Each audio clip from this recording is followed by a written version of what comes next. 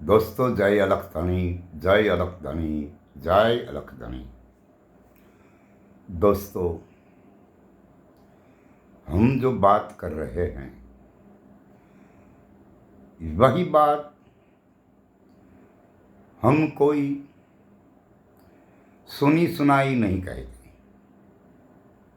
हमने जो अनुभव किया है वही बात हम आपके समक्ष रखते हैं। और ये मनुवादी लोग का जो बनाया गया पुस्तक, वेद, पुराण, शास्त्रों, इन्होंने लिखा है और वो भी बात मैं आपसे कहना चाहता हूँ। और आप सब लोग को इस बात पर अवश्य अपना अपना विचार करना एक ज़रूरी होता है, क्योंकि जो मनुवादी लोग हैं इन्हें अपनी रोटी पकाने के लिए और इस रोटी का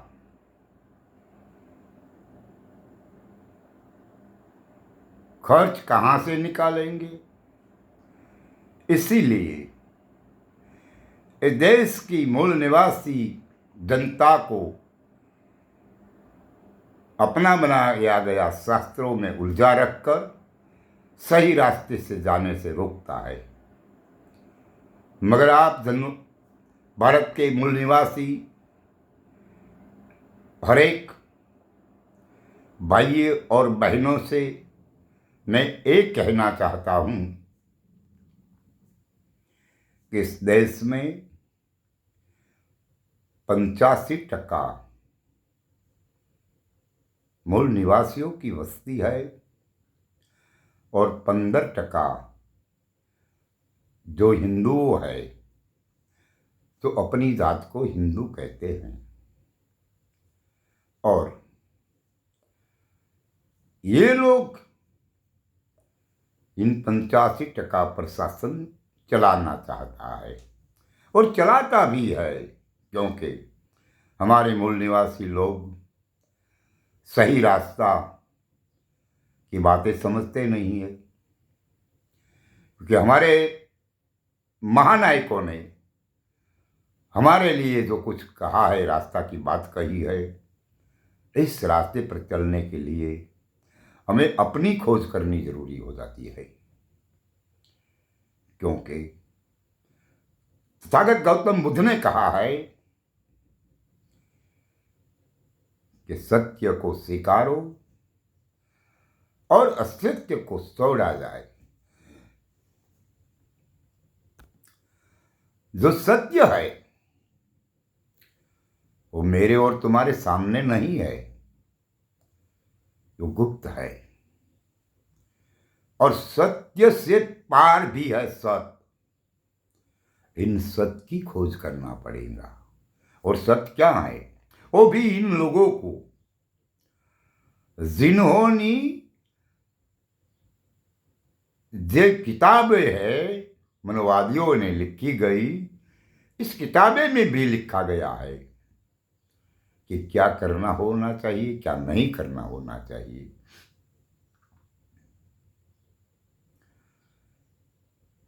ये गीता में लिखा गया है, हे अर्जुन,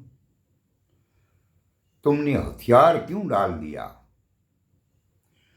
तब कृष्ण से अर्जुन कहते हैं, ये सब लोग मेरा है। इधर की सेना वो भी कुरु सेना है और इधर की सेना वो भी कुरु सेना है। हम दोनों के बीच में खड़ा है और हम देख रहे हैं कि सभी और जो है वो मेरा ही है, और हमारा ये बाग खिलता बाग हम नष्ट क्यों करेंगे? ये पापी पेट भरने के लिए हम ये युद्ध नहीं करना चाहता हूं। इस वक्त पर हम नहीं कहते, वो महाभारत में लिखा है और गीता में लिखा है, हे अर्जुन, तुम कहते हो कि हम युद्ध नहीं करेंगे, हम ये लड़ाई नहीं लड़ेंगे, हम किसी को नहीं मारेंगे, तो तुम मारने वाले कौन हो, तुम लड़ने वाले कौन हो, हमें वो बताइए। तो कृष्ण के सामने अर्जुन कहते हैं कि मैं सुरा का साथी हूँ। तब अर्जुन से कृष्ण कहते हैं कि उसको मुस कहा जाता है, वो तुम नहीं है। फिर कृष्ण के अर्जुन कहते हैं कि मैं सुरा का साथी लड़ूंगा, मगर कृष्ण उसे भी कहते हैं कि वो हाथ है, वो पंजा है, वो तुम्हारा हाथ है, तुम अर्जुन नहीं है। फिर भी अर्जुन कहते हैं कि साथी ठोक करके मैं हूँ अर्जुन, इस लड़ाई लड़ने वाले। फिर भी अर्जुन के सामने कृष्ण कहते हैं कि साथी है उनका नाम, तुम तो है ही नहीं, अर्जुन वो नहीं है। फिर ये कृष्ण की बातों से अर्जुन उलझा जाता है और कहते हैं तब तो कहाँ हूँ मैं। इस वक्त पर कृष्ण अर्जुन से कहते हैं कि अर्जुन, तुम्हें इस बात सुनने के लिए कृष्ण को मिलना पड़ेगा। तब अर्जुन कहते हैं कि महाराज आप तो मेरे सामने हो। फिर भी कृष्ण कहते हैं कि तेरे सामने जो हूं वो कृष्ण नहीं, मेरे और तुम्हारे सिवा और दूसरा और तीसरा, हम और तुम दो, इनके बीच में कुछ है, वो कृष्ण की मैं बात कर रहा हूं। और इस कृष्ण को जब मिलेगा तब तुझे पता चलेगा कि तुम कौन हो। इस वक्त पर कृष्ण कहते हैं कि तुम्हें इस बात का पता जरूर लगाना चाहिए। तब अर्जुन कहते हैं कि महाराज इस बात मुझे कहाँ से मिले, मुझे ये बात कौन समझाएगा।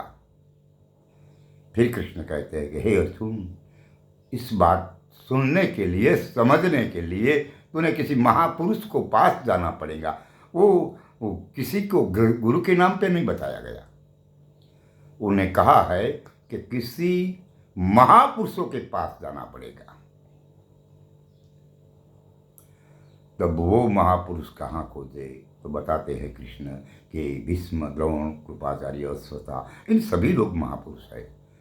फिर अर्जुन वहाँ जाते हैं और इनके चरणों में बैठकर कहते हैं कि हमें कृष्ण बताइए। फिर कहते हैं भीष्म,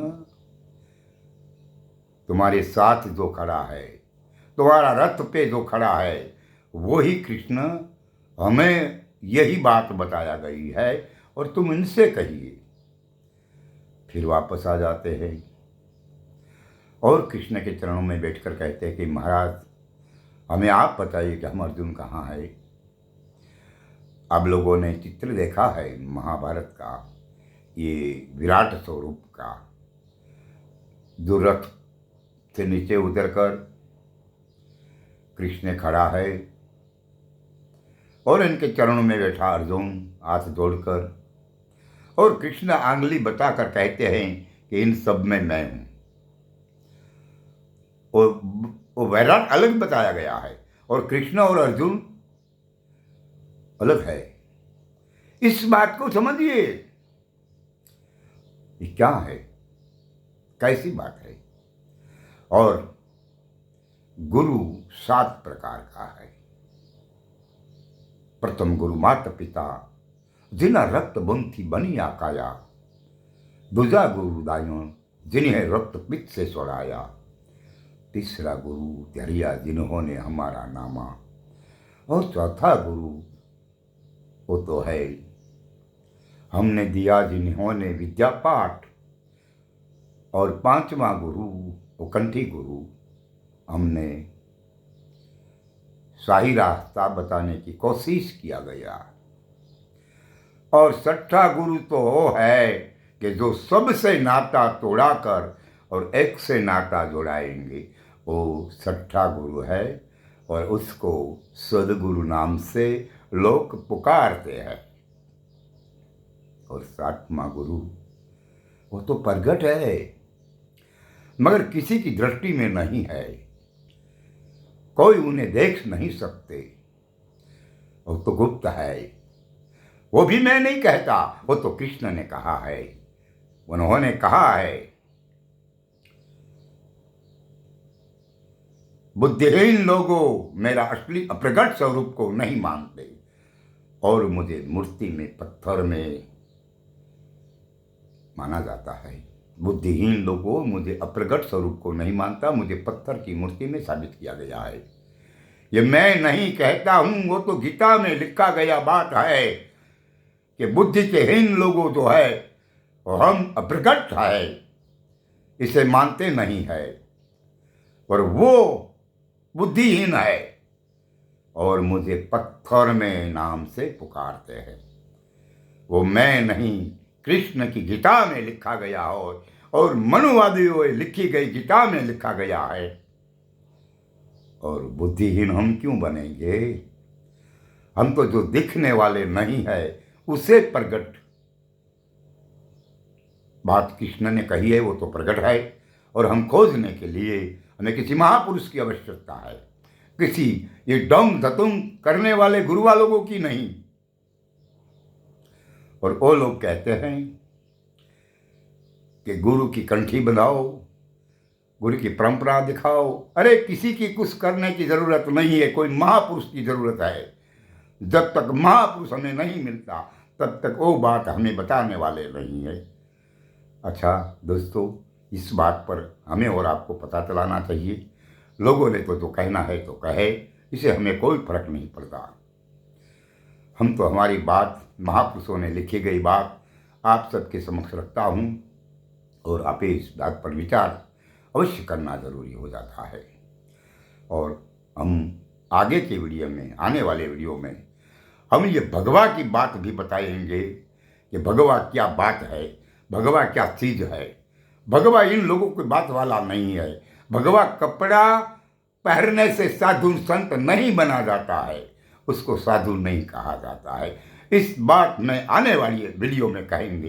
तब तक हम यहाँ रुकते हैं। तो दोस्तों, जय अलख धनी, जय अलख धनी, जय अलख धनी।